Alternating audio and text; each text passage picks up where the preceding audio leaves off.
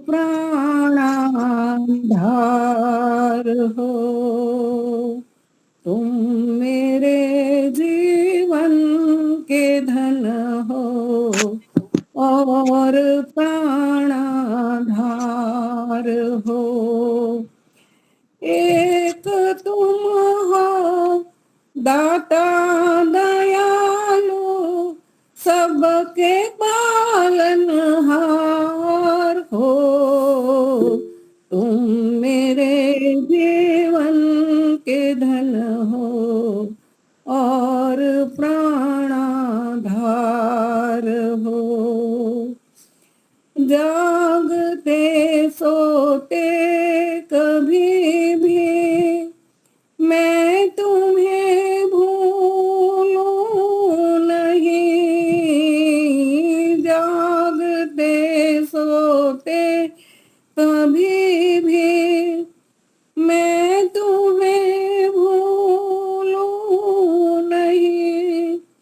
भेष दो राजा का मुझको, भेष दो राजा का मुझको, या गले का हार दो।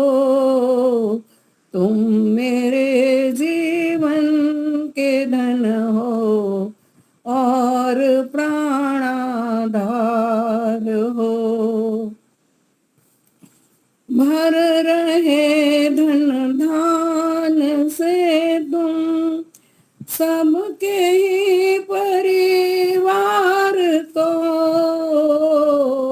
भर रहे धन धान से तुम सबके ही परिवार को। देते तुम थकते नहीं हो, ऐसी तुम सरकार हो। तुम मेरे जीवन के हो और प्राणाधार हो। गा रहे तेरा गीत पंछी, गीत गाती है पवन।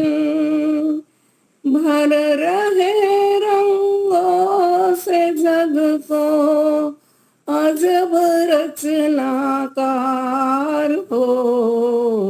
तुम मेरे जीवन के धन हो और प्राणाधार हो।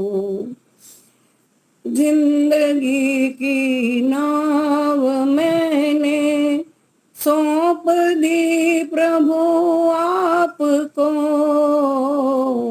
जिंदगी की नाव मैंने सौंप दी प्रभु आपको। तुम डुबाओ या बचाओ, मेरे खेवनहार हो। तुम मेरे जीवन के धन हो और प्राणाधार हो। तुम मेरे जीवन के धन हो और प्राणाधार हो। समय देने के लिए धन्यवाद दीपिका जी। बहुत सुंदर।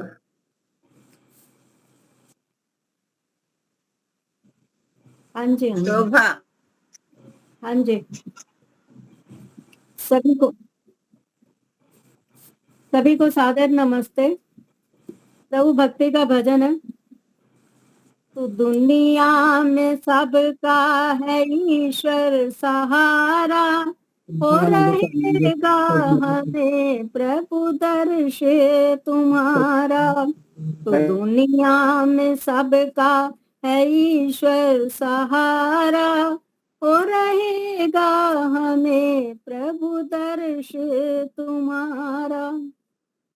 मैं मस्ती में तेरा भजन करता जाऊं, कभी रास्तों में न लड़खड़ाऊं।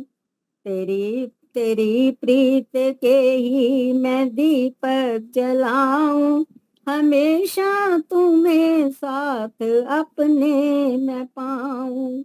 सर पे रहे हाथ हर पल तुम्हारा, हो रहेगा हमें प्रभु दर्श तुम्हारा। मेरी चाह में ओ प्रभु चाह तेरी, मेरी राह में हो प्रभु राह तेरी। कभी भी भंवर में नाम नैया हो मेरी, खिवैया तेरे हाथ नैया हो मेरी। तू दुनिया में सबका है ईश्वर सहारा, हो रहेगा हमें प्रभु दर्श तुम्हारा। हो जाए चाहे ये दुनिया पर आई, किसी भी हाल में भी न ते देंगे दुहाई। मगर हमसे ना हो तुम्हारी जुदाई, है हमने तो तुमको उंगली थमाई। विजय तुमसे ना छूटे रिश्ता हमारा, हो रहेगा प्रभु दर्श तुम्हारा। तो दुनिया में सबका है ईश्वर सहारा, हो रहेगा हमें प्रभु दर्श तुम्हारा। हो रहेगा हमें प्रभु दर्श तुम्हारा। धन्यवाद दीपालिका जी, समय देने के लिए बहुत बहुत धन्यवाद आपका।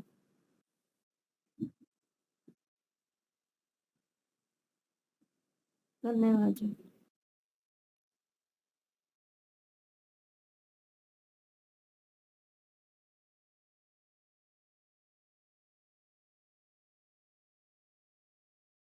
बहुत बहुत धन्यवाद आदरणीय दीपालिका जी। सभी आर्यजनों को साधुवाद, सभी को सादर नमस्ते।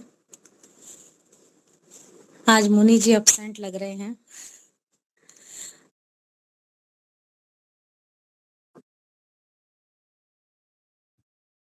कोई बात नहीं, कोई बात।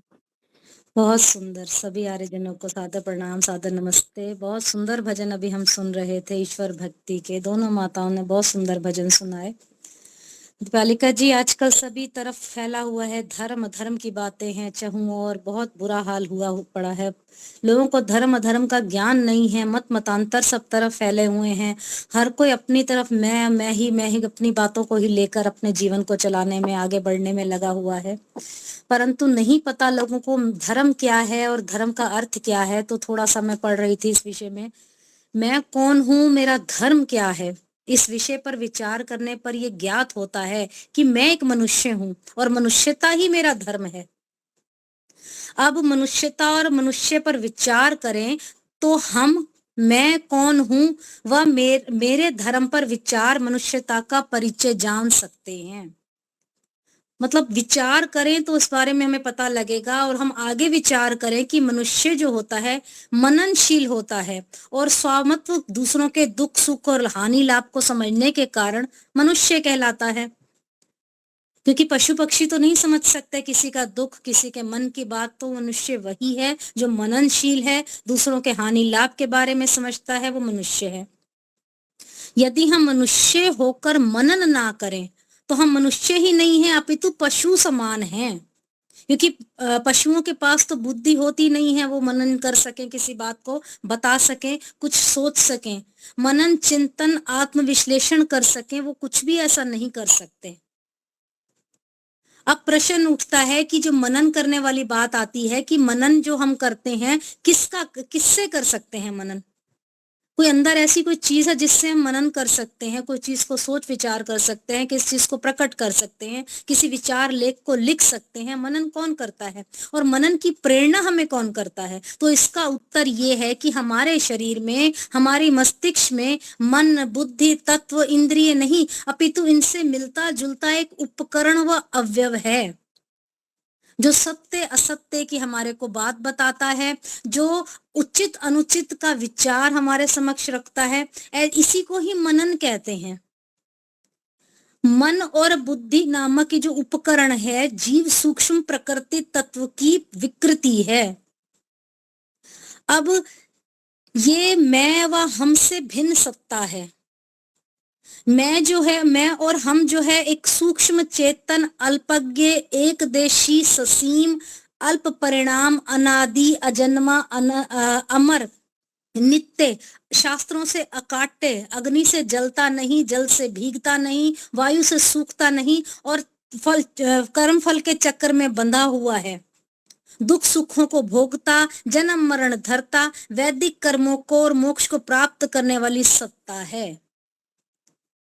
तो मुझे ये जो जन्म मिला है, हम अपने कर्मों का भोग कर रहे हैं संसार में, तो हम अपने मोक्ष प्राप्त करने वाली सत्ता हुए।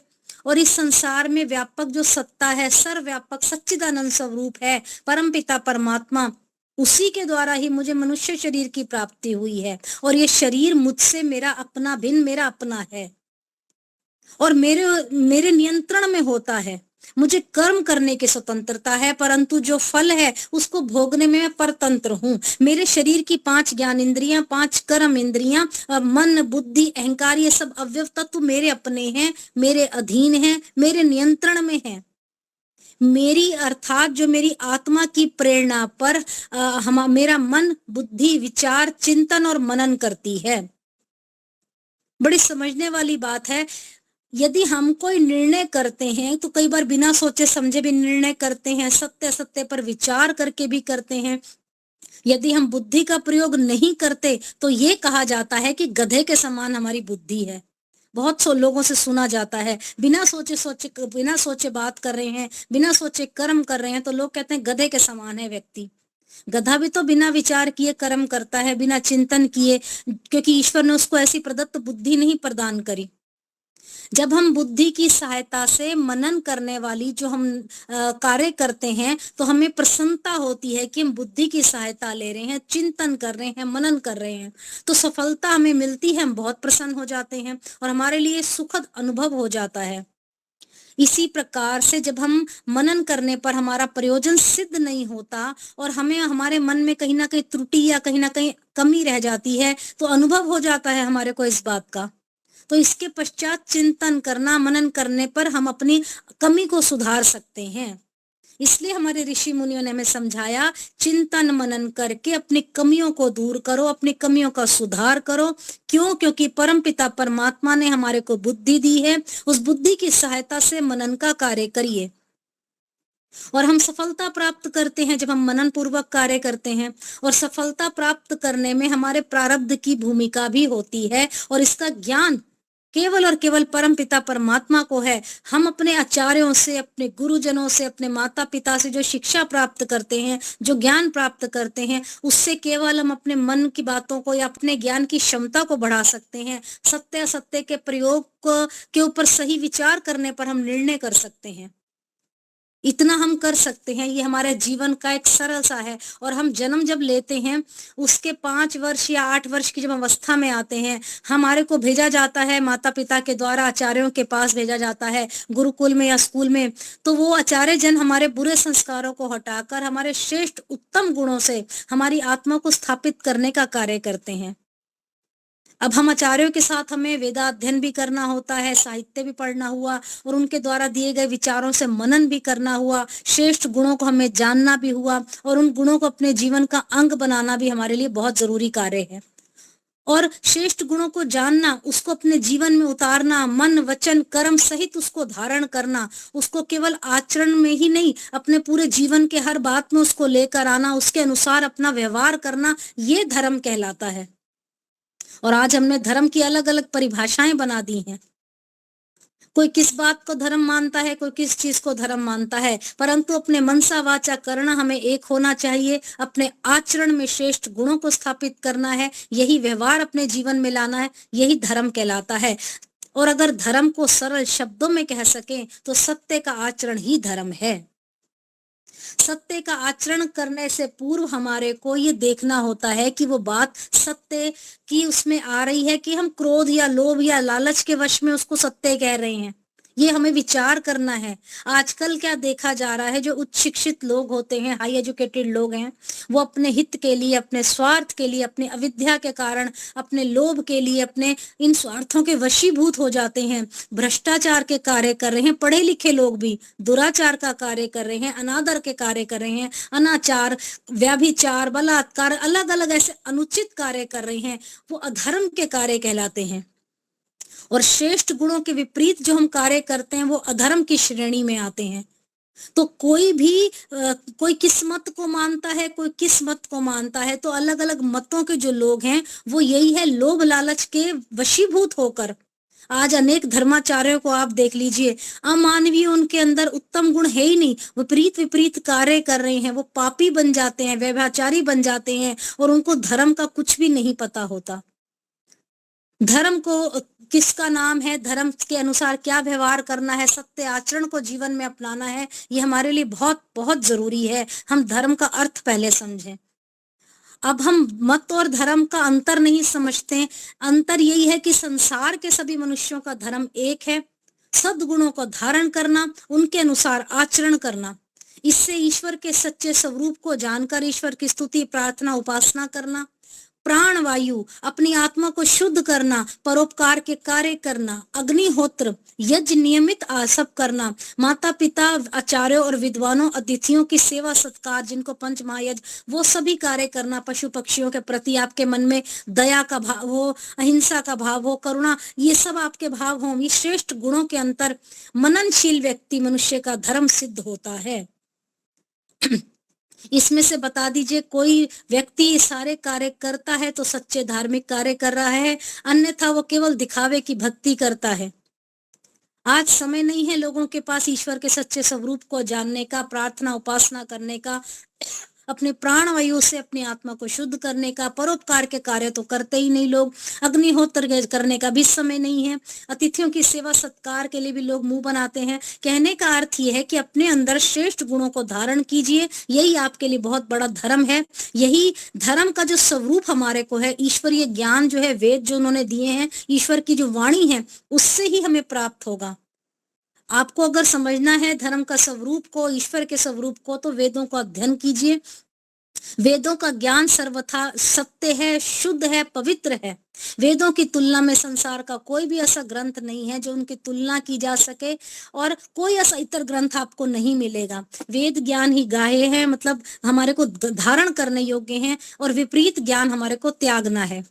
और वेद ज्ञान के सृष्टि के रचयिता, सर्व व्यापक परमपिता परमात्मा ने जो शुरू में प्रथम पीढ़ी में उत्पन्न मनुष्यों को वेदों का ज्ञान दिया, तो हम वेदों के सत्य अर्थ को ऋषि दयानंद जी ने, उनके अनुयायियों ने, उनके जो बाद में विद्वान थे आर्य जो जन, उन्होंने 1 शताब्दी वर्ष पूर्व प्रकाशित किया अलग अलग पुस्तकों में। हमारे समक्ष स्वाध्यायशील हम बने, वेदों की बातों को हम माने, उनके अनुसार अपने जीवन को चलाएं, उनके अंदर जो वेदों के अंदर वर्णित जो बातें हैं, मान्यताएं हैं, उनका चिंतन करें, मनन करें। सत्य के आधार पर जो बातें पाई जाती हैं, उनके अनुसार जो कर्म करने को दिए हैं, सभी मनुष्य के करणीय योग्य ही कार्य हैं, और उनको करना हमारे लिए लाभकारी है। यही हमारे लिए धर्म है। आजकल जो मत मतांतर चल रहे हैं वो धर्म नहीं है, उन्हें धर्म, उनसे केवल एक आभास होता है। मत मतांतर में वेदों की बातें नहीं है, सत्य की विपरीत मान्यताएं हैं, और वो हमारे मानव जाति के लिए बहुत ही हानिकारक हैं। तो हम इन धर्म की बातों के विपरीत ना चल के हम वेदों के अनुयायी बने, मत मतांतरों से दूर रहें, अविद्या से दूर रहें, और जो नाना प्रकार की जो मानवीय योजनाएं बना रहे हैं, जो मत मतांतर के लोग हैं, समाज में वैषम्य उत्पन्न कर रहे हैं, एक दूसरे के विरोधी हो रहे हैं। जैसे आजकल हम देख रहे हैं, छोटी छोटी बात पर आपस में लड़ पड़ रहे हैं, एक दूसरे को कोई समझा नहीं रहा। और इसके विपरीत जो ईश्वर की सच्ची उपासना करता है, जो ईश्वर का अनुयायी है, वेदों का प्रवर्तक, मतलब वेदों की ज्ञान की बातों को अपनाता है, श्रेष्ठ गुणों को जीवन में धारण करता है, उनके अनुसार आचरण करता है, उसका उद्देश्य क्या है? धर्म, अर्थ, काम और मोक्ष। अगर हमारा ये उद्देश्य है तो सही है, नहीं तो हम इन बातों से वंचित हो जाएंगे। महर्षि दयानंद जी ने मत मतांतरों में निहित जो असत्य बातें हैं, अविद्या युक्त बातें हैं, उनकी ओर हमारे को संकेत किया है, जिनसे हमारे जो विश्व के जो लोग हैं उनकी हानि क्या हो रही है, हम उनका उनका स्वार्थ हमें दिखाई दे रहा है। हम लोग क्या कर रहे हैं, इस तरफ भाग रहे हैं, अलग अलग मत मतांतरों की तरफ जाकर हमारा ही हानि, हमारा ही नुकसान हो रहा है। तो हमारे को इन बातों से ऊपर उठना है, अपने जीवन को वेदानुसार बनाना है, अहंकार स्वार्थवश की बातों से दूर होना है, हमें अच्छे श्रेष्ठ गुणों को धारण करना है और विश्व में इन सब बातों का, वेदों के प्रचार प्रसार को बढ़ाना है। हमारे अब क्या है, मोक्ष की प्राप्ति की जो संख्या है, उन पर चलने वाले लोगों की संख्या कम हो रही है। तो ऋषि दयानंद जी महाराज ने जो सत्य का हमें रास्ता दिखाया है, अहंकारवश लोग उस रास्ते पर चल नहीं रहे हैं। तो हमारा ये सौभाग्य है कि हम ऋषि दयानंद जी की बातों को अपने जीवन में धारण करें, उनके कई बातों को, वेद धर्म की बातों को स्वीकार करें, क्योंकि हम लोग एक मनुष्य हैं, प्राणी, एक जीवात्मा है, और ईश्वर हमारे पूर्व कर्मानुसार हमारे शरीरों का जन्मदाता है। अब जन्म मिलना जो है, हमारे सभी श्रेष्ठ और उत्तम सत्य गुणों को धारण करना हमारा कर्तव्य बनता है। हम छोटी छोटी झूठ की बातों को जल्दी पकड़ के भ्रम में आ जाते हैं, सत्य असत्य का हमारे को पता नहीं लगता, क्या सत्य है क्या असत्य है, क्योंकि मनुष्य कई बार मननशील कार्य नहीं करता, भ्रम में आकर गलत बातों को ग्रहण कर लेता है। जो वेद का ज्ञान ईश्वरीय ज्ञान है, जो सत्य धर्म की पुस्तक है, विद्याओं की पुस्तक है, उनका अध्ययन करना, उनके अनुसार जीवन बिताना मनुष्य का धर्म और सनातन वैदिक धर्म है। अब हम कहेंगे जी वेद संस्कृत में है, संस्कृत ना जानने वालों के लिए बड़ी सरल भाषा में सत्यार्थ प्रकाश, ऋग्वेदादि भाष्य भूमिका, संस्कार विधि, गौ करुणा और महर्षि दयानंद की अलग अलग और पुस्तकें हैं, अलग अलग ऋषि मुनियों के अन्य ग्रंथ हैं, मनुस्मृति है, शुद्ध मनुस्मृति, उपनिषद है, आत्मा की ज्ञान वृद्धि के लिए बहुत कुछ हमारे पास स्वाध्याय के लिए है। तो हम थोड़ा सा समय निकालें, मनुष्य कहलाने के अधिकारी बने, थोड़ा स्वाध्याय का हम प्रयास करें, दैनिक कोई ना कोई वेद मंत्र पढ़ें। ऐसा करने से हम अपनी आत्मा के सत्य स्वरूप को, उसके उद्देश्य को, उसके लक्ष्य का हमें परिचय प्राप्त होगा। हम अपने कर्तव्य को, अपने धर्म को निर्धारित करने में हमें सहायता मिलेगी कि हमारे जीवन का लक्ष्य क्या है, ये हमारे जीवन का उद्देश्य क्या होना चाहिए, ये हमें समझने में सहायता मिलेगी। और हम इस राह पर यदि चलते हैं तो हम अलग अलग भ्रांतियों से दूर रहेंगे, अलग अलग मत मतांतरों की बातों से दूर रहेंगे, और हम ऐसा मनुष्य हमारे को बनने का प्रयास करना है जिसमें आत्मा भी है, बुद्धि भी है। हम मत मतांतरों की असत्य बातों में हम फंसे ना, थोड़ा सा ये हमें ध्यान रखना है। हमें बहकाया जाता है अलग अलग गुरुओं के द्वारा, अलग अलग जो आजकल बाबा चले हुए हैं, उनकी बातों से हम अपने आप को बचा कर रखें। केवल खाने पीने के लिए, सुख सुविधा के लिए मनुष्य का जीवन नहीं हुआ, इसलिए नहीं दिया परमात्मा ने। हम लोग इन बातों से ऊपर उठकर सद्ज्ञान का प्राप्त करें, अपना भी कल्याण करें, विश्व में सभी का, राष्ट्र में सभी का कल्याण करें। तो हमारा ये प्रयास रहे, मैं और मेरा धर्म इस विषय को समझें, अपने मननशील होने का हम लाभ उठाएं, उपनिषदों साहित्यिक चीज ग्रंथों को पढ़ें और सभी के कल्याण के लिए सोचें, केवल अपने हित के लिए ना सोचें। आपस में लड़ाई झगड़ा द्वेष, इन बातों से दूर हटकर अपने संसार को एक सुंदर संसार बनाने का प्रयास करें। तो ये थोड़े से विचार, सरल से विचार जो हम सब इन बातों से विदित हैं, परंतु कई बार हम गलती कर जाते हैं कि मननशील होने का कोई लाभ नहीं उठाते हैं, फिर भी वही अहंकार, वही गलत कार्यों में व्यक्ति पड़ जाता है। तो थोड़ा सा समझने का प्रयास करेंगे। आइए प्रभु भक्ति का एक छोटा सा भजन। अगर तू कहीं है तो सूरत दिखा दे, ये मंदिर और मस्जिद के झगड़े मिटा दे। अगर तू कहीं है तो सूरत दिखा दे, ये मंदिर और मस्जिद के झगड़े मिटा दे। अगर तू कहीं है, जमाना तुझे ढूंढता फिर रहा है, जमाना तुझे ढूंढता फिर रहा है। छुपा है कहाँ दुनिया वाले बता दे। अगर तू कहीं है तो सूरत दिखा दे, ये मंदिर और मस्जिद के झगड़े मिटा दे। अगर तू कहीं है, है। बना करके बाजी गरों जैसी दुनिया, बना करके बाजी गरों जैसी दुनिया, है पर्दा नशी रुख से पर्दा हटा दे। अगर तू कहीं है तो सूरत दिखा दे, ये मंदिर और मस्जिद के झगड़े मिटा दे। अगर तू कहीं है हमें अपनी हस्ती से आगाह कर दे, हमें अपनी हस्ती से आगाह कर दे, नहीं तो हमारी भी हस्ती मिटा दे। अगर तू कहीं है, सुना है तू बिगड़ी बनाता है सबकी, सुना है तू बिगड़ी बनाता है सबकी, बना दे मुसाफिर की बिगड़ी बना दे।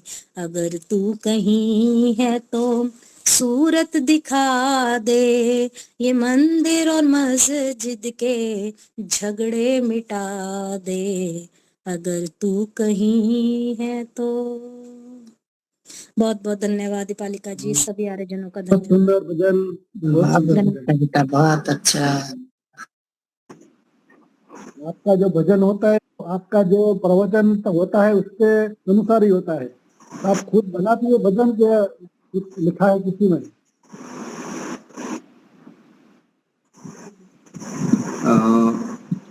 एक भजन कोई और ले सकते हैं, एक भजन ले लीजिए। मैं रखती शोभा बत्रा। सभी को सादर नमस्ते।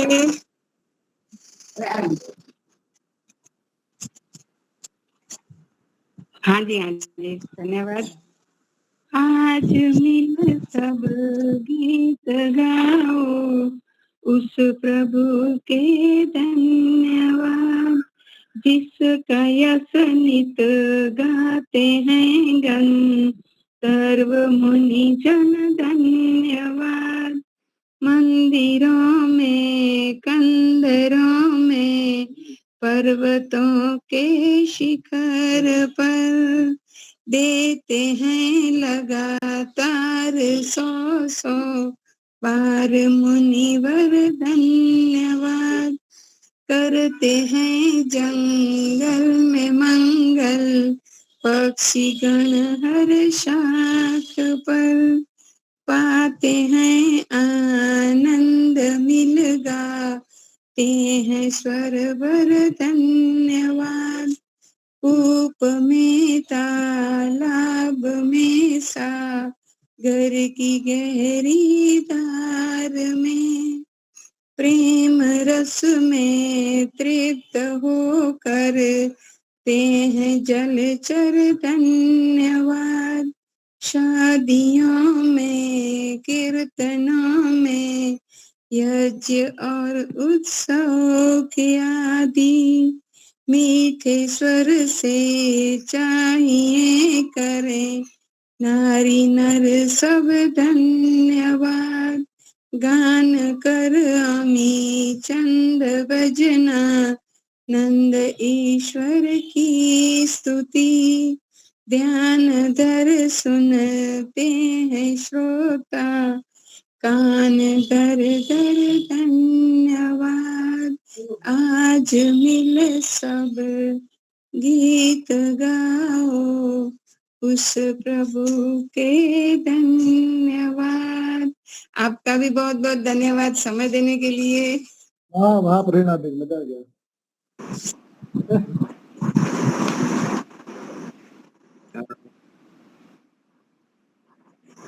हाँ, नमस्ते। ओम गयस्वानो अमीवः वसुवित् पुष्टिवर्धना, सुमित्र सोमनो भव, सुमित्र सोमनो भव। ओम नमस्ते जी। हम लगभग 4 साल से वैदिक प्रज्ञा व्याख्यान माला ऑनलाइन चलाते हैं। आप सभी आते हैं, इसलिए चलता है। तो आप लोगों का बड़ा योगदान है, तभी हम कर पाते हैं। दूसरा, बहन जी भी, हमारे दीपालिका जी, वो भी लगातार नियमित रहता है। मैं अनियमित होता हूँ, घूमता रहता हूँ, फिर भी कहीं न कहीं कुछ समय के लिए भी जुड़ जाता हूँ। तो अच्छा है, हम एक परस्पर सहनाववतु सहनौ भुनक्तु, साथ मिलकर हम पढ़ते हैं, साथ मिलकर सीखते हैं, साथ मिलकर कभी कभी आलस भी कर देते हैं, होता है ऊपर नीचे। तो इसमें भी हम आनंद लेते हैं, परस्पर आयु बढ़ाते हैं, उत्साह बढ़ाते हैं, जीवन जीने की एक लक्ष्य बनाता है। मनुष्य आता है तो रंजन करता है, मतलब आनंद उल्लास करता है, मजा लेता है, लेनी भी चाहिए। तो कुछ मनुष्य होते हैं जो मनोरंजन करते हैं, कुछ ज्ञान का रंजन करते हैं, कुछ और अधिक अच्छे होते हैं तो आत्मरंजन करते हैं, और कुछ निरंजन होते हैं। मनोरंजन जो 4 भाग है, इसमें एक मनोरंजन है। मनोरंजन अपने मन को अच्छा लगना, वो करना, अर्थात मेरी इंद्रियों को, ये भोजन के लिए रसना इंद्रियों को, मुझे लड्डू खाना अच्छा लगता है, मिठाई खाना अच्छा लगता है, खा लो, देखा जाएगा जब भी देखा, आनंद ले लिया, मजा ले लिया। देखना है, रूप को देख लिया, अच्छा लगा, घूम लिया, बहुत अच्छा लगा। तो इंद्रियों के अर्थ को अपने विषय से ग्रहण कर लेना और उसमें मस्ती में रहना, तो उससे भी हमें आनंद, उत्साह मिलता है, हमारी आयु बढ़ जाती है। लेकिन आप जो 50 प्लस हो चुके हैं, वन में प्रवेश कर चुके हैं, तो अभी उब गए हैं, इंद्रियों को बहुत नहीं करना चाहिए। हम ज्ञान से कुछ उनसे दूरी हुए, और शरीर भी मना कर रहा है, विस्फोट कर रहा है, हमें रोग आ रहे हैं, तो उसका भी सायरन बजाता है कि नहीं, मत खा, नहीं तो भोगना पड़ेगा, दुख भोगना पड़ेगा, अलर्ट करता है। तो मजबूरी से भी हम ज्ञान की ओर जाते हैं, तो ज्ञान का रंजन लेते हैं। अच्छी कथा चलती है, रामायण महाभारत सीरियल में, या तो कुछ प्रत्यक्ष में जाते हैं, या तो ऐसी ऑनलाइन में भी आ जाते हैं। चलो, बड़े बुजुर्गों ने कहा है, हमारे विद्वान कहते हैं, शास्त्रों भी हाथ बोलते हैं, परमात्मा भी बोलता है, तो हमें ज्ञान लेना चाहिए, सत्संग लेना चाहिए। तो जाते हैं, ज्ञान अच्छा सुनते हैं, बहुत बढ़िया। बाहर निकलते हैं, क्या सुना, कैसा लगा, अरे बहुत ही बढ़िया, लेकिन क्या सुना, नहीं, बस इतना ही, बस अच्छा लगा। तो ज्ञान लेकर आनंद ले लेते हैं, और वहां से सब झाटक के वापस आ जाते, कोई ज्यादा फर्क नहीं पड़ता। आचरण में, व्यवहार में, वर्तन में, अपनी आदतों में कोई सुधार नहीं लगता। तो चलो, कुछ नहीं, मनोरंजन से तो हटे, ज्ञान रंजन में आए। पहले के जमाने में 25 वर्ष पहले हम थिएटर में जाकर आनंद लेते थे, वाह क्या बात है, वर्ष में हमने 4 पिक्चर या 2 ही पिक्चर ली, लेकिन आनंद लिया। उससे हट गए तो अभी ज्ञान का रंजन लिया, अच्छे विद्वानों को, बड़े महात्माओं को भी हमने सुन लिया, और खंखेर कर, झाटक कर आ गए बाहर, अच्छा लगा, बस उतना ही, ये ज्ञान रंजन किया। और जो कुछ अच्छे साधक है, जो अपने आप में सुधार करना चाहते हैं, वो आत्मरंजन करते हैं। वो जाते हैं, अपनी इंद्रियों से, विषयों से दूर हटते हैं, और शास्त्र के अनुसार, ईश्वर की आज्ञा के अनुसार वो जाते हैं, पढ़ते हैं, मनन चिंतन भी करते हैं, मंथन भी करते हैं, ऊहा करते हैं, तर्क करते हैं, और कुछ निर्णय निधिध्यासन भी करते हैं। पक्का निर्णय करते हैं और उन पर चलने का पूरा प्रयास करते हैं, वह आत्मरंजन है। आत्मरंजन वाले आत्मा को आनंद तो आता ही है, लेकिन उसको विशेष तपस्या, विशेष मेहनत करनी पड़ती है। तो मैं तो ऐसा मानता हूँ कि यहाँ तो हम सब ऐसा भी होगा, ज्ञान रंजन करने वाले भी होंगे। ये सभी का तो वीडियो होता नहीं, तो वीडियो बंद करके भी कोई सब्जी काट रहा होगा, कोई कपड़े या तो कुछ वासन साफ कर रहा होगा, या तो कोई वॉकिंग भी कर रहा होगा, कुछ ना कुछ करते होंगे, दोनों काम करते हैं। लेकिन जो फोकस 100% होना चाहिए वो नहीं होता है। ठीक है, ये भी अच्छा है, लेकिन हम आत्मरंजन वाले बने, मतलब कुछ निष्कर्ष निकले, थोड़ा सुने, भले थोड़ा सुना, लेकिन वो हमारे में उतर जाए, व्यवहार में आ जाए, वही पक्का, वही तत्व ज्ञान है, वो हमेशा काम में आता है। वो हमारे बंधन को, हमारे जन्म को काटने वाला होता है। और परमात्मा एक ही है जो निरंजन है, निर्विकार है, उसका कोई अंजन नहीं, कोई उसमें कोई दाग नहीं, वो ऐसा का वैसा ही रहे। और या तो योगी होता है, वो सत्संग सुनता है, स्वाध्याय करता है, साधना करता है, बस वो अपनी मस्ती में रहता है, उसको बस अपना शुद्धिकरण करना है, कुछ मेल न लग गया तो काढ़ो, बस यही है।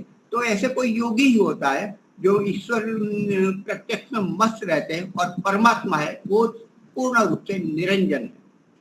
तो हम कुछ नहीं तो ज्ञान रंजन भी कर ले, कोई चिंता नहीं, लेकिन आत्मरंजन की ओर बढ़े और निरंजन जैसे हो जाए, जो मोक्ष आत्मा होते हैं, जो योगी होते हैं। हम यज्ञ करते हैं, तो यज्ञ में जब प्रारंभ करते हैं दीपक प्रकट करने का, तो बोलते हैं ओम भूर्भुवः स्वाहा, दिया सलाई ली और हमने दीपक को प्रकट किया। फिर बोलते ओम भूर्भुवः स्वधौरिवभुम्ना पृथ्वी वरेण्या तस्यास्ते पृथ्वी देवयजनी पृष्ठे अग्नि तमन्ना दायादधे। अग्नि का स्थापन यज्ञ कुंड में हमने कर दिया। तो इस पर थोड़ी चर्चा करेंगे। यज्ञ और योग यह आधारशिला है, मनुष्य को सफल होने की, ईश्वर को प्राप्त करने की आधारशिला। हमारा जीवन यज्ञमय होना चाहिए, योगमय होना चाहिए। यज्ञ कहो या योग कहो, उसमें भी एक ही बात है। योगमय जीवन यज्ञमय होता है, यज्ञ योग परस्पर एक दूसरे का पूरक होता है। योग मतलब यज्ञ और यज्ञ मतलब योग, समता में रहना, औरों के लिए जीना, ये दोनों एक ही बात बताते हैं। तो यज्ञमय हमारा जीवन होना चाहिए। तो इसके लिए हम अग्नि को प्रकट करते हैं, तो हमें चिंतन करना चाहिए, हम ज्ञान रंजन करना है, उससे आगे आत्मरंजन भी करना है। तो ओम भूर्भुवः स्वः, तो ओम पर बहुत कुछ लिखा है। अनहद नाद बोलते हैं। प्रथम किसी भी वस्तु का घर्षण होता है, उत्पत्ति होती है, तो दो ऐसे ताली बजाए तो भी जो आवाज आती है वो भी एक प्रकट होती है, क्षण मात्र के लिए चलती है और विलय होती है, तो उसमें भी ओम है। वैज्ञानिक लोग भी कहते हैं कि जो अंतरिक्ष के बाहर जो नाद हो रहा है, संगीत बज रहा है या तो आवाज आ रही है, वो भी ओम की है। ओम ही ऐसी एक ध्वनि है जिसके माध्यम से अन्य शायद लोकांतर होगा, पृथ्वी जैसा, जिसमें पृथ्वी जैसे ऐसे ग्रह होंगे और उसमें भी संवाद करने की एक ट्यून यदि कांटेक्ट करनी हो तो ओम के द्वारा ही प्रारंभ होगी, क्योंकि यह अनहद नाद है, यह स्वाभाविक नाद है। यह परमात्मा ने अग्न आया ही वितये गृणानो, अग्नि नाम से ही अर्थात अ से ही प्रारंभ किया, अ से ज्ञान का प्रारंभ किया, अ से ही यह सृष्टि का स्पंदित करके उनका प्रकटीकरण हुआ। अ से ही जो नाद हुआ वह अ से ही चालू होता है। अ मतलब ओम, अ उ म, अकार उकार मकार। आप ये चिंतन में बहुत अच्छी तरह से लेगा। ओम अर्थात अवरक्षणे, परमपिता परमात्मा हमारा रक्षक है, हमारा बॉडीगार्ड है, हर प्रकार के दुखों का निवारण करने वाला, सुख की वृद्धि करना, आनंद में मस्ती में ले जाने वाला परमपिता परमात्मा ओम है। अवरक्षण मुख्य है। ऐसे ओम के अव धातु के 20 अर्थ होते हैं, वो भी हमें ध्यान में लेने चाहिए। उससे हमारा ध्यान परिपक्व होता है और श्रद्धा ओम विषय पर, परमात्मा विषय पर विशेष प्रीति उत्पन्न होती है। तो अकार उकार मकार, अकार अ परमात्मा, द म र, जो भी शब्द बोले इसमें अ आता है तभी वह हम बोल सकते हैं। हलंत द न म नहीं बोल सकते, उसके साथ स्वर जोड़ना ही पड़ता है। तो अ परमात्मा है, अ ब्रह्म है, उ अ के सामने ही, उसके सन्मुख ही उ है, अर्थात हम है, जीवात्मा है। हमारा मुख ईश्वर की ओर, अ की ओर है, ब्रह्म की ओर है, और म हमारे पीछे है, हलंत है, खोरा है, पराधीन है। म अर्थात मकार, अर्थात ये प्रकृति, यह संसार, तो वो अपने आप अकेला नहीं रहता। ये किसके लिए बना है? ये फूल, ये औषधि, ये पर्वत, ये नदी, ये महासागर, ये लोक लोकांतर किसके लिए? ऊ के लिए। हम सब जीवात्माओं के लिए अने बनाया। अने म को लेकर, हलन को लेकर ऊ के लिए बनाया और कहा कि ये तेरे पीछे जो म है, हलंत है, उसको पकड़ ले और मेरे साथ जोड़ दे। जो भी काम करे संसार का, प्रकृति का, मेरे साथ जोड़ दे। और तू जो ऊ है वो पूर्ण प्रकाशित होकर मेरी छाया में, मेरे आश्रित आ जा, मेरी बाहों में आ जा, मेरी गोद में आ जा, मैं तुझे अमृत पार कराऊंगा। इतना ही हमें यहाँ जोड़ा है, ये संसार हमें दिया है बांधने के लिए ही, बंधन से छुड़वाने के लिए यह संसार मिला है। तो संसार का उपयोग म हलंत है, उसको अ के साथ जोड़ दो तो सारे शब्द पूर्ण हो जाएंगे। वो पूर्ण होकर वो परमात्मा उनका है और उनको ही आश्रित बने रहो, उनकी आज्ञा में रहो और जैसा कहा है वैसा आप करो और आप अमृत पान करो। बांधने के लिए, बंधन से छुड़ाने के लिए हमें म मिला है, हलंत मिला है, अपूर्ण मिला है, उसे पूर्ण परमात्मा को मिलाकर करना है। अकार उकार मकार। और मतलब परमात्मा सत की सत्ता है, वो सत्य है, सत्तात्मक वस्तु है। कल परसों थी, अगले सृष्टि के पहले थी, परमात्मा था, आज भी है, आगे भी रहेगा।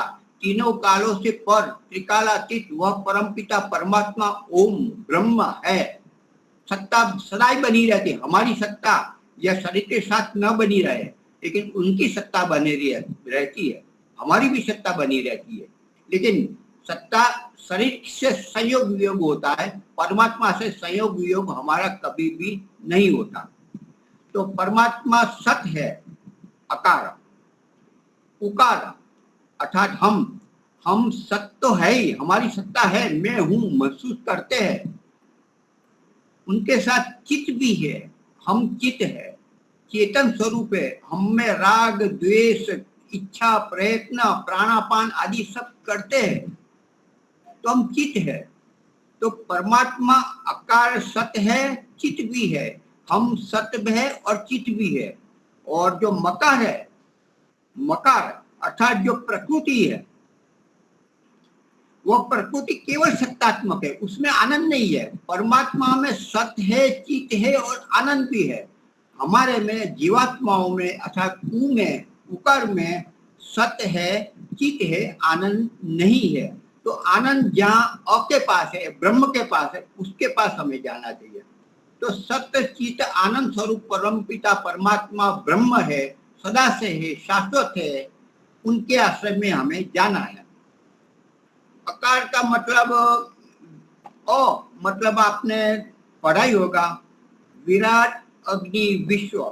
परम पिता परमात्मा विराट है, विभु है, फैला हुआ है। जिस प्रकार आकाश फैला हुआ है, जिस प्रकार प्रकाश फैला है, जिस प्रकार अंधकार फैला है, जिस प्रकार वायु फैली है, सब सारी की सारी जो आकाश है सभी प्रकार से उस वैसा ही परमपिता परमात्मा फैला हुआ है, फैला हुआ है,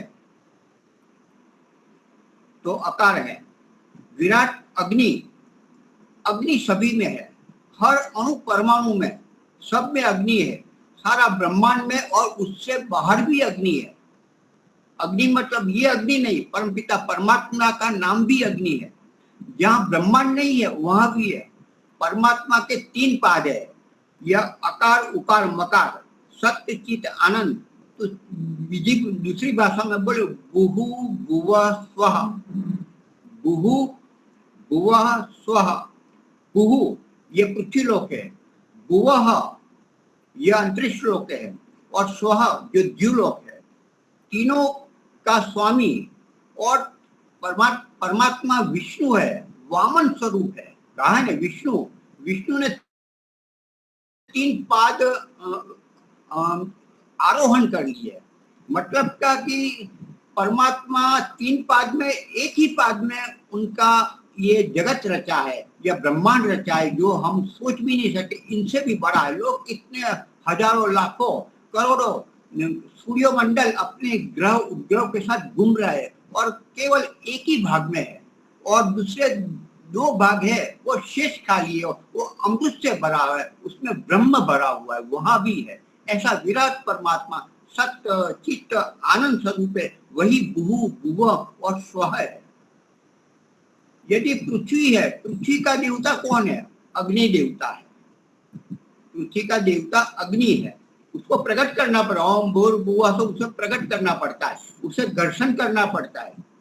भुवः अंतरिक्ष है, अंतरिक्ष लोक है, उनका स्वामी कौन है? उनका स्वामी है, उनका देव है, उनका अधिपति है वायु, वायु है। विद्युत भी बोल सकते, वह भी है। और तीसरा द्युलोक का सूर्य है। तो तीनों हम जो ये ट्रिक है, ट्रिक को समझने जो ओम भूर्भुवः स्वः, उस पर हम 3 पाद अकार उकार मकार, सत्य चित्त आनंद, बुहु भुवः स्वः। ये पिंड में भी 3 लोक है। जो नाभि के नीचे का लोक है वो पृथ्वी लोक है, बुहु लोक है। भुवः या अंतरिक्ष लोक है, या हृदय आदि है।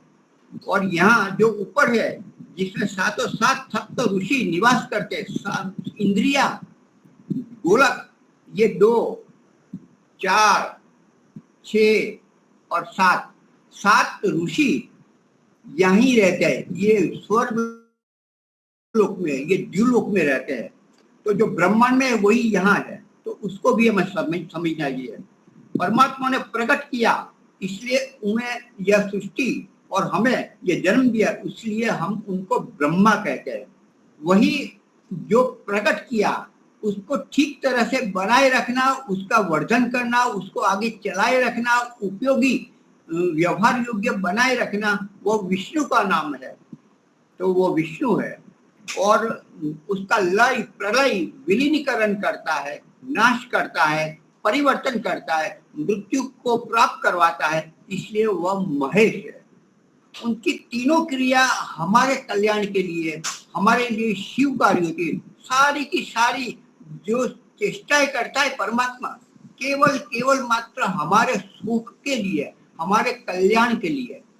तो परमात्मा क्यों इतनी झंझट, क्यों? लेकिन परमात्मा का स्वभाव ही है, मैं औरों के लिए मैं प्रकट हो जाऊं, औरों को मैं भला करूं, सभी का कल्याण करूं, सारे जीवात्मा खुशी रहे और अमृत का पान करें।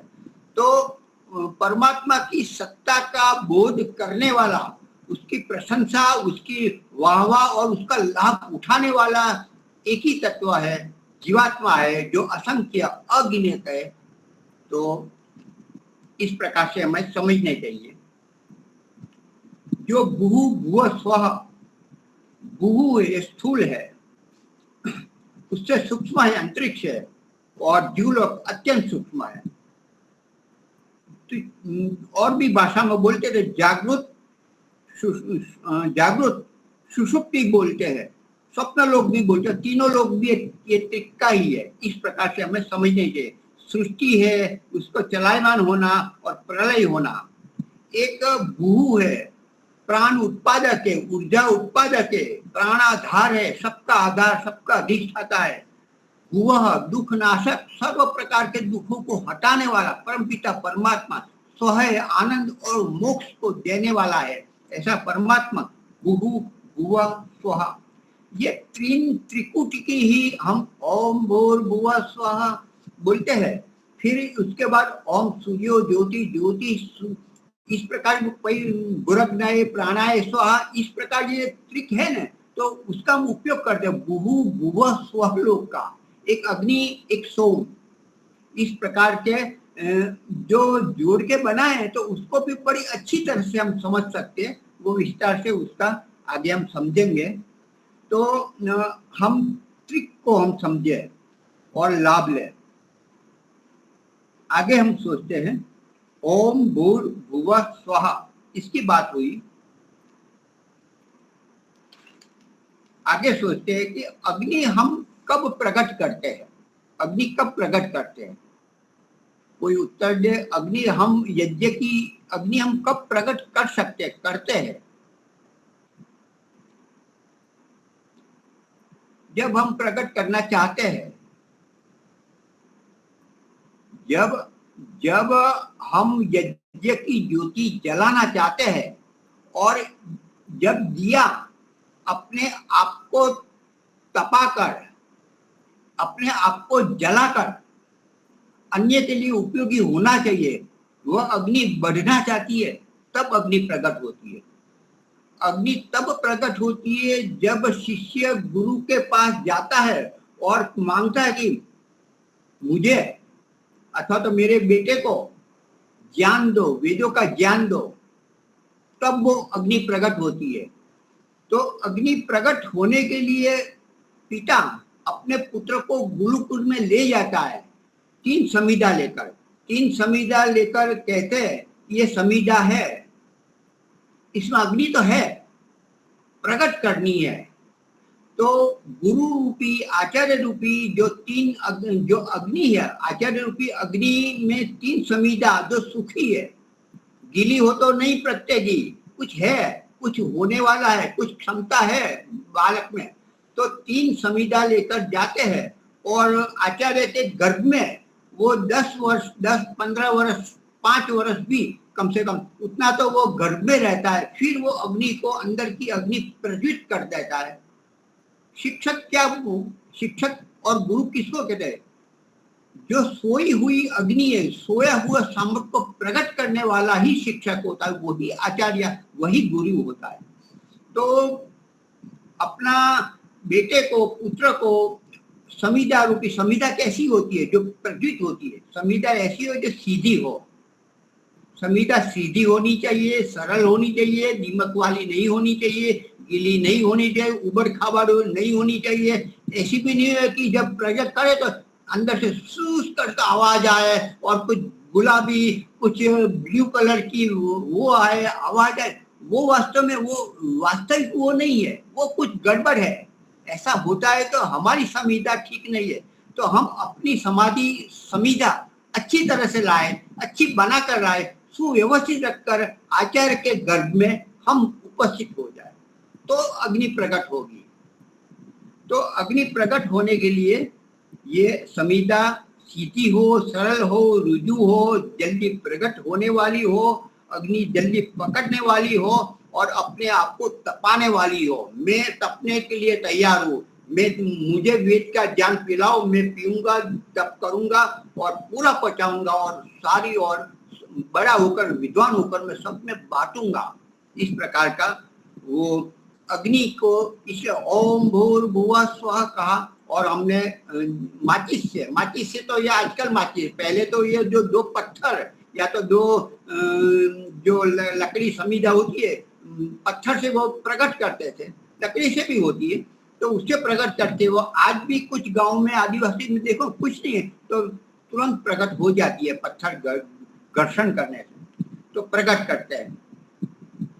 फिर कहता है कि परमात्मा से कहते हैं कि हम अग्नि में स्थापित में अग्नि प्रकट करो।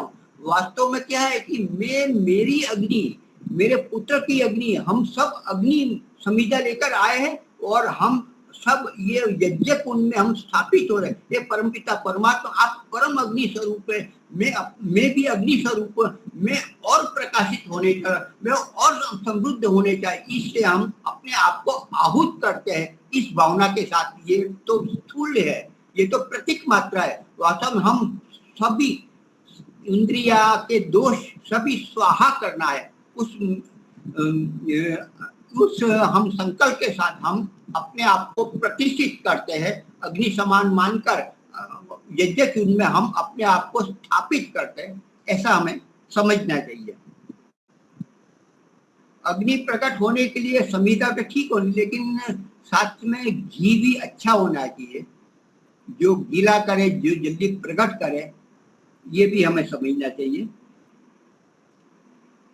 आगे समय तो हो चुका है, तो ये बात को आगे हम दूसरी बार जब भी समय मिलेगा तब करेंगे। एक प्रश्न एक और है कि इस व्यक्ति को ऊंचे आसन पर, इसमें कहा था आप सब आइए, मैंने अग्नि प्रकट की और आप सब अतिथिगण यजमानगण सब आप आइए और विराजिए, ऐसा मेहमानों को, अतिथियों को बुलाया जाता है। ये मंत्र में इस प्रकार का आता है, भाव आता है। तो किसको बिठाना चाहिए ऊंचे आसन पर?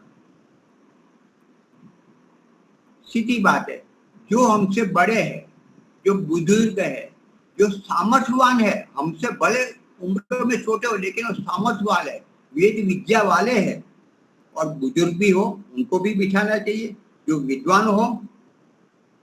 और यज्ञ कैसा हो? यज्ञ हमसे नीचे नहीं होना चाहिए, हमसे ऊपर होना चाहिए। हमारा हम भोजन करते हैं, भोजन की थाली कैसे होनी चाहिए? हम बैठे उनसे नीचे नहीं होनी चाहिए, हमसे पाटला, हम पाटला बोलते हैं, चौकी आप हिंदी में चौकी बोलते हो, चौकी हो, चौकी पर बिठाना चाहिए थाली को, अन्न को, और फिर ग्रहण करना चाहिए। विद्वान है, अतिथि है, उनको ऊपर बिठाना चाहिए, अतिथि भले छोटा हो फिर भी उनको ऊपर बिठाना चाहिए। जो ज्ञान देने वाले उनको भी बिठाना चाहिए। तो जो अग्नि समान विद्वान है, अन्न है और यज्ञ है, वो तीनों को ऊपर बिठाना चाहिए। जो सामर्थ्यवान श्रेष्ठ उनको भी ऊपर बिठाना चाहिए। तो हमें इस प्रकार से यज्ञ प्रज्वलित करते हैं, उसमें हमारे परिवार में, आसपास में, हमारे रूम में, मकान में, घर में जो विद्वान लोग और परस्पर पास पड़ोसी वाले सब आए, उसको आप बैठो, उसको यथास्थान यथोचित स्थान में बिठाया जाए। ये भाव ओम भूर्भुवः स्वः ओम भूर्भुवः सदौरिव भूम्ना पृथ्वी वरिन्ना तस्यास्य पृथ्वी देव यजनी पृष्ठे अग्नि मन्ना दमन्ना जायते देव यजनी। देव जो हमारे विद्वान लोग हैं, हमारे श्रेष्ठ सभी को मैंने बुला है, आप आओ और मैंने जो स्थापित अग्नि की है उसको आप बढ़ाओ। मेरे पुत्र को ये गुरुकुल में रखा है, उसको और बढ़ाओ। मैंने अपने आप को ये अग्नि यज्ञ कुंड में स्थापित किया, मुझे और प्रेरित करो, मुझे और से ज्ञान के समृद्ध करो। और परमात्मा से यही मांगा जाता है, दो वस्तु के वरिम्ना, उच्च के समान उत्तम उत्तम गुणों से मैं सुशोभित हो जाऊं। मैं केवल मैं ही नहीं, मैं और मेरे जो यजमान और पंडित दोनों परमात्मा से प्रार्थना करें। हम यजमान और हमारे गुरुजन जो आए हैं, जो यज्ञ या कर्मकांड आदि, ब्रह्मा ऋतिक आदि जो आए, सभी बड़ी अच्छे उत्तम गुणों से सुशोभित हो जाए, उच्च के समान वो चारों ओर फैल जाए। और घूमना, ज्ञान और ऐश्वर्य से भी हम दोनों, हम सब सुशोभित हो जाए। इस हेतु से मैं अग्नि का आधान, मैं अपने आप को अग्नि कुंड में, यज्ञ कुंड में स्थापित करता हूँ, ये भावना है। और ऐसी भावना से हम करेंगे तो वास्तव में यज्ञ करने का खूब आनंद आएगा, विशेष लाभ होगा, विशेष प्रीति होगी। हमारा यज्ञ कुंड बेस्ट, दी बेस्ट होना चाहिए। जैसे पौराणिक के मंदिर में कितनी अच्छी मूर्तियां होती है, उसको धुलाते हैं, उसका तिलक करते हैं, चांदलोक करते हैं, नए नए वस्त्र बदलते रहते हैं, धोते, कितनी भाव है। और हमारा हवन कुंड आप देखो, साफ नहीं किया होता है, गंदा होता है। जितनी बार हवन करो उसको साफ करना चाहिए, साबुन से साफ करना चाहिए, अलंकृत होना चाहिए। चारों ओर फूल क्यों नहीं रखते? हमारे घर में यही फूल ऐसे खिल जाते हैं, फिर ऐसे ही गिर जाते हैं। तो ऐसे फूल सुशोभित करो, आसपास ऐसा सरस छोटा सा रूम, एक कैबिन भी ऐसा बना कर जहाँ देखना, लोग देखने आए, वाह कितना बढ़िया ये सुंदर यज्ञ है। बाकी हमारा यज्ञ देखो तो आप कहीं ढूंढना पड़े, कहाँ है कहाँ है, तो कबाड़ा खाने में हो गया, माड़िये में ऊपर जो होगा, इतना गंदा। क्या परमात्मा का ऐसा है कि बेस्ट वस्तु हम यज्ञ कुंड में डाले, क्योंकि यह परमात्मा को मिलाने का यह पात्र है, यह हमारी नाव है जो हमें ऊपर ले जाती है, परमात्मा का मिलन कराने वाली है। कितना सुशोभित हो वो श्रद्धा जो पौराणिक में है। हम ओम अदिते अनुमनस्व यूं करके यूं डालते, ओम अनुमते यूं करते बैठे, कोई खड़ा नहीं होता। वास्तव में यजमान दंपति दोनों पति पत्नी खड़े हो जाए, वहां सामने की दिशा में जाए, फिर अग्नि की ओर जाए, ओम अदिते अनुमनस्व, फिर घूमकर आए, फिर यहाँ दोनों के ओम अनुमते अनुमनस्व, इस फिर ओम सरस्वती अनुमनस्व, इस प्रकार चारों ओर घूमे। ये श्रद्धा भाव कुंड लेकर दोनों पति पत्नी साथ में, ये होना चाहिए। हम विद्वान बन गए लेकिन श्रद्धा निकल गई। वास्तव में ये श्रद्धावान, पर महर्षि दयानंद ने श्रद्धा कितनी प्रेम भक्ति से उसने लिखा है, आर्याभिविनाशी अपना ये मंत्र कितना बढ़िया, कितने अच्छे अच्छे गुण गाए हैं परमात्मा के। तो हम कैसे अश्रद्धालु केवल ज्ञान से सूखे लकड़े की तरह हो जाए, निष्ठुर हो जाए? तो यज्ञ में बड़ी श्रद्धा से ऐसी बहुत सारी बातें हैं। हम बहुत बड़ी गलती का, अभी तो स्वाहा स्वाहा नहीं हुआ, तो आत्मन ओम सर्वे पूर्णम स्वाहा नहीं हुआ, तब तक तो वो सब समीधा सामग्री इकट्ठी करने लगते हैं, वो पानी यहाँ से यहाँ डालने लगते हैं, खिसकने लगते हैं। अरे भाई अभी तो आपका आत्मन पूरा हुआ, अभी तो स्तुति प्रार्थना कर रहे, अभी से बंद रहे, मतलब अभी कोई भोजन करके उठा नहीं हो, आप थाली उठा रहे हो। कितना अश्रद्धा है, कितना हम परमात्मा का अपमान कर रहे हैं। वो पौराणिकों से हम सीखना चाहिए कि श्रद्धा क्या वस्तु होती है।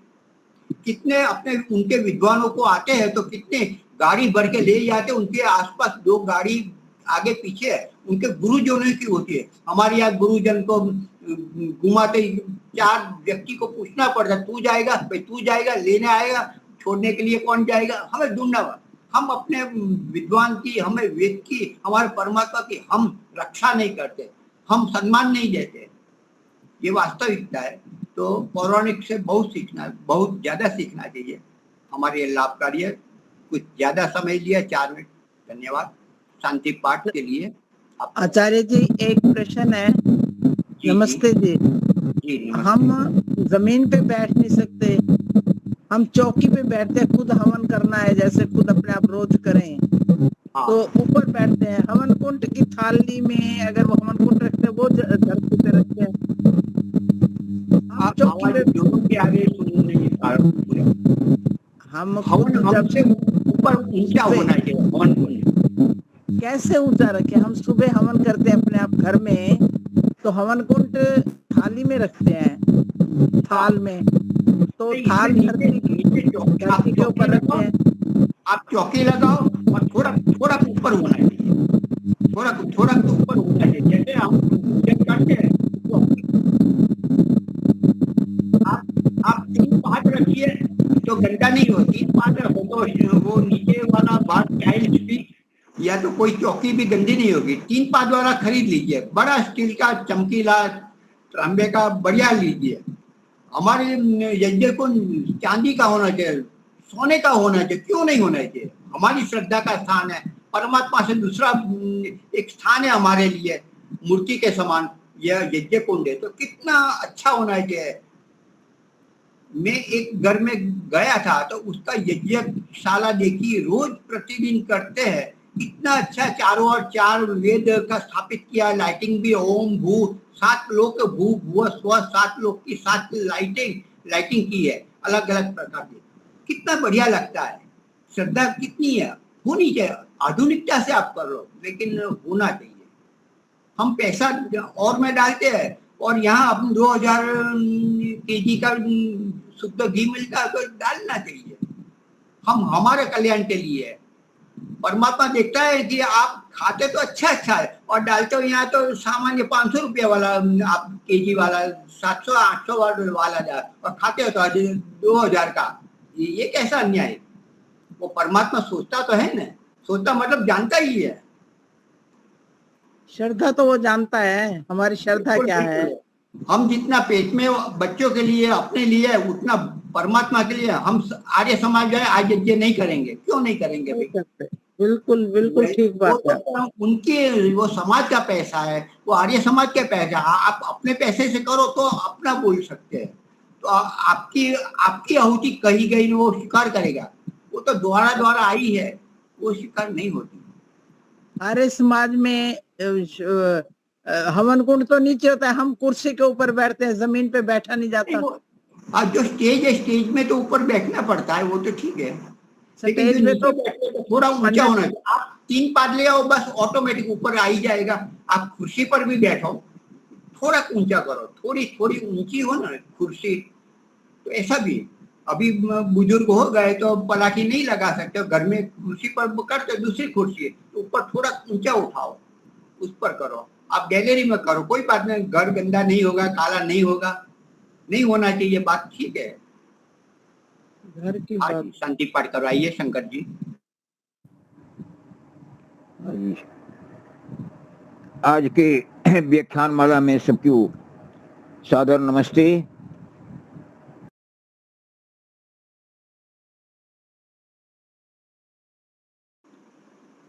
आवाज आवाज आ रही है? हाँ जी, अब आ रही है। शांति पाठ पहले। ओम ध्यो शांति अंतरिक्षम शांति पृथ्वी शांतिरापः शांतिरोषधयः शांतिर वनस्पतयः शांतिर्विश्वे देवा शांतिर्ब्रह्म शांतिः सर्वं शांतिः शांतिरेव शांतिः सामा शांतिरेधि।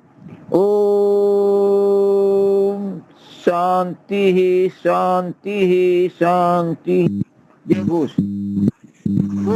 सो अभय सत्य सनातन वैदिक धर्म की जय हो। मर्यादा पुरुषोत्तम भगवान राम की जय जय हो। हो। योगराज भगवान कृष्ण की जय जय हो। हो। व्याकरण सुर गौरी विज्ञान की जय जय हो। हो। योग प्रवर्तक महर्षि दयानंद सरस्वती की जय हो। स्वामी श्रद्धानंद की जय हो। भारत माता की जय हो। गौ माता की जय हो। देश के अमर शहीदों की जय हो। वेद की ज्योति जल्दी है।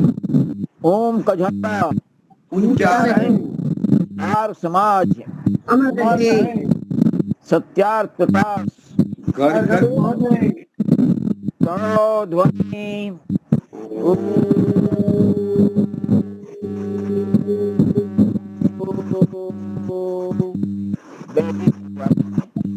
वैदिक धर्म सबको साथ। कल मिलते हैं। आचार्य रमेश जी दर्शनाचार्य अपने उपदेश मंत्री पुनः प्रवचन महर्षि दयानंद के ऊपर हम आगे बढ़ेंगे। कल पुनः मिलते हैं।